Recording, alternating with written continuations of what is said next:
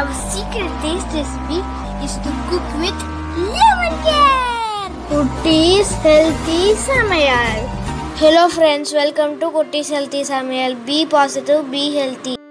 நாம் இன்றைக்கி டேஸ்டியான டிஃப்ரெண்ட்டான ஸ்வீட் ரெசிபி எப்படி செய்யுதுன்னு பார்க்கலாமா? அதுக்கு முன்னாடி நம்ம சேனலை சப்ஸ்கிரைப் பண்ணாதவங்க சப்ஸ்கிரைப் பண்ணிவிட்டு பக்கத்தில் இருக்க பெல் பட்டனை கிளிக் பண்ணிக்கோங்க. ஆல் ஆப்ஷனை கிளிக் பண்ணுங்கள். அப்போ தான் நாங்கள் போடுற எல்லா வீடியோஸோட நோட்டிஃபிகேஷன்ஸ் உங்களுக்கு வரும். இது வரைக்கும் சப்ஸ்கிரைப் பண்ண எல்லாருக்கும் தேங்க்யூ ஸோ மச். நாம் இன்றைக்கி ரொம்பவும் டேஸ்டியான சூப்பரான சோஹன் ஹல்வா ஸ்வீட் ரெசிபி தான் எப்படி செய்யுதுன்னு பார்க்க போகிறோம். இது 2 டேஸ்ட்டில் இன்றைக்கி செய்ய போகிறோம்.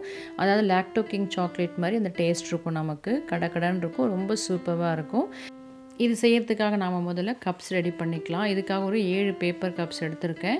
அதே சமயம் ஒரு ஸ்டீல் பிளேட் சின்ன சைஸில் எடுத்திருக்கேன். இதை நம்ம நட்ஸ் வச்சு ஃபில் பண்ண போகிறோம். இதுக்காக நான் கொஞ்சம் பாதாமும் முந்திரி எடுத்திருக்கேன். அதில் பாதி அளவு பொடியாக கட் பண்ணியிருக்கேன், மீதி பாதி ஆஃபாக கட் பண்ணி வச்சுருக்கேன்.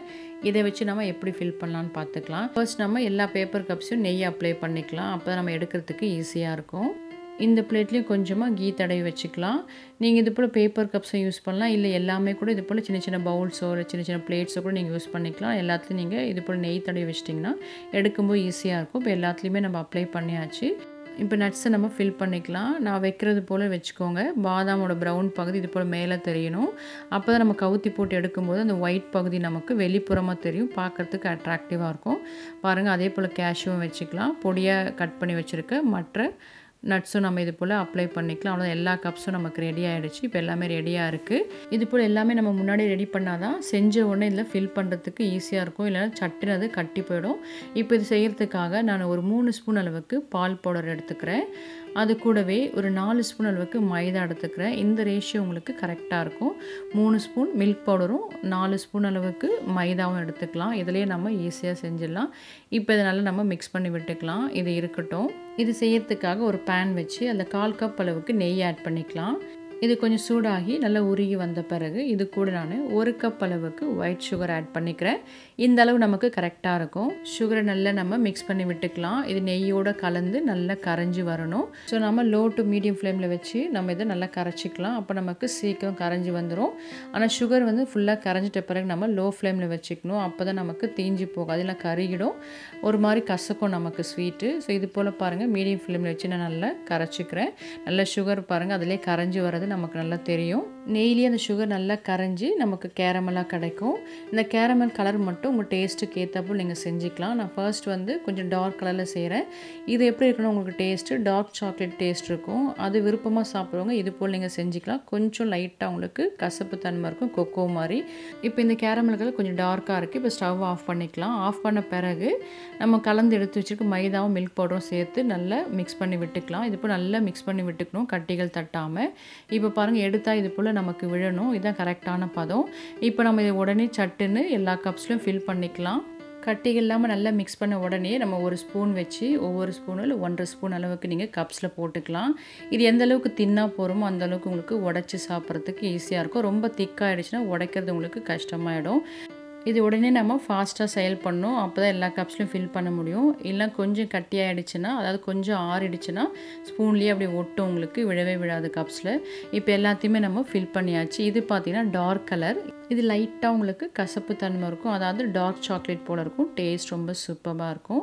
இது ஒரு 15 மினிட்ஸ் இல்லை 20 மினிட்ஸ் நீங்கள் ஆற விட்டுருங்க. ஆற விட்ட பிறகு நம்ம இதை எடுக்கலாம். இப்போ நம்ம சிசர்ஸ் வச்சு கப்பை கட் பண்ணி அப்படி நம்ம எடுக்கும்போது பாருங்கள் எவ்வளோ சூப்பராக ஒட்டாமல் நமக்கு வந்துடுது. பார்க்கும்போது எவ்வளோ அட்ராக்டிவாக இருக்குது. இது லாக்டோ கிங் சாக்லேட் போல் கடித்து சாப்பிட்ற போல் கொஞ்சம் ஹார்டாக இருக்கும். டேஸ்ட் ரொம்ப சூப்பராக இருக்கும்.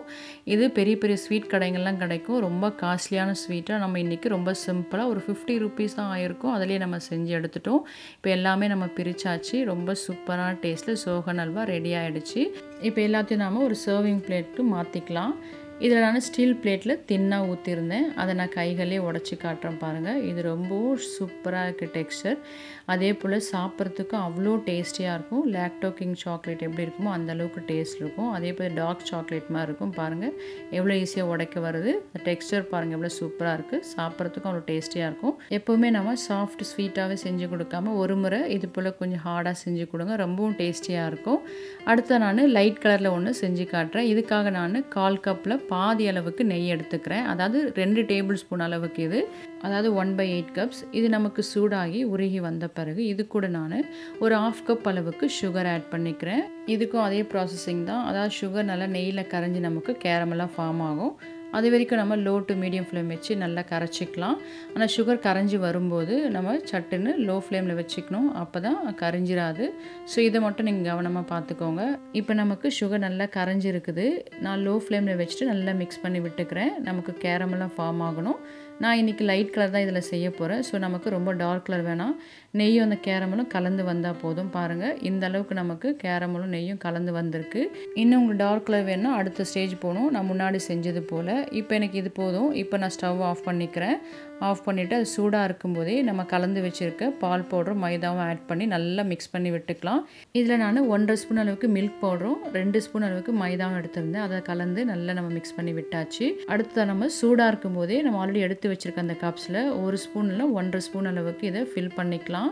இது கொஞ்சம் ஆறுனா கூட உங்களுக்கு ரொம்ப டைட் ஆகிடும், அப்புறம் ஃபில் பண்ண முடியாது. இப்போ எல்லாத்துலேயும் ஃபில் பண்ணியாச்சு. மேலே ஒரு ஸ்பூன் வச்சு லெவல் பண்ணி ஆற வச்சுக்கலாம். இது ஒரு 15 மினிட்ஸ் ஆறிச்சு நம்ம டீமோல்ட் பண்ணிக்கலாம். இதில் எனக்கு ஒரு 3 பேப்பர் கப்பும் ஒரு சின்ன பவுலும் நமக்கு கிடச்சிது. ஏன்னா நான் முதல்ல எடுத்த அளவுக்கு பாதி அளவு தான் இப்போ எடுத்து செஞ்சேன் இந்த கலரிங்காக. மேலே தொட்டு பார்த்தீங்கன்னா ஒட்டாமல் இருக்கணும். அப்போ நமக்கு நல்லா ஆறி வந்துருச்சு. இப்போ இந்த பேப்பர் கப்ஸ் எல்லாமே டீமோல்ட் பண்ணிக்கலாம். பேப்பர் கப்ஸ் இல்லைனா நீங்கள் இது போல் சின்ன சின்ன ஸ்டீல் பவுல்ஸோ சின்ன சின்ன பிளேட்டோ வச்சு கூட நீங்கள் இது போல் ஊற்றி வச்சுக்கலாம். நீங்கள் ஜஸ்ட்டு லைட்டாக சிசர்ஸில் எடுத்து விட்டாலுமே நமக்கு இது போல் வந்துடும். ஈஸியாக டீமோல்ட் பண்ணிடலாம். இது போல் எல்லாத்தையுமே நம்ம ஒரு சர்விங் பிளேட்டில் ட்ரான்ஸ்ஃபர் பண்ணிக்கலாம். ஸோ எப்பவுமே நம்ம ஒரே மாதிரி ஸ்வீட் ரெசிபி செய்யாமல் இது போல் டிஃப்ரெண்ட்டாக செஞ்சு கொடுங்க. பிள்ளைங்களும் விரும்பி சாப்பிடுவாங்க. ஒன்று நமக்கு டார்க் சாக்லேட் டேஸ்ட்டில் இருக்கும், இன்னொன்று லாக்டோ கிங் சாக்லேட் டேஸ்ட் போலே இருக்கும். கடிச்சு சாப்பிட்றதுக்கு ரொம்பவும் டேஸ்டியாக இருக்கும். டெக்ஸ்சரே பாருங்கள் எவ்வளோ அட்ராக்டிவாக இருக்குல்ல, ஷைனிங்காக. இது போல் உடச்சி சாப்பிட்றதுக்கும் ரொம்ப ஈஸியாக இருக்கும்.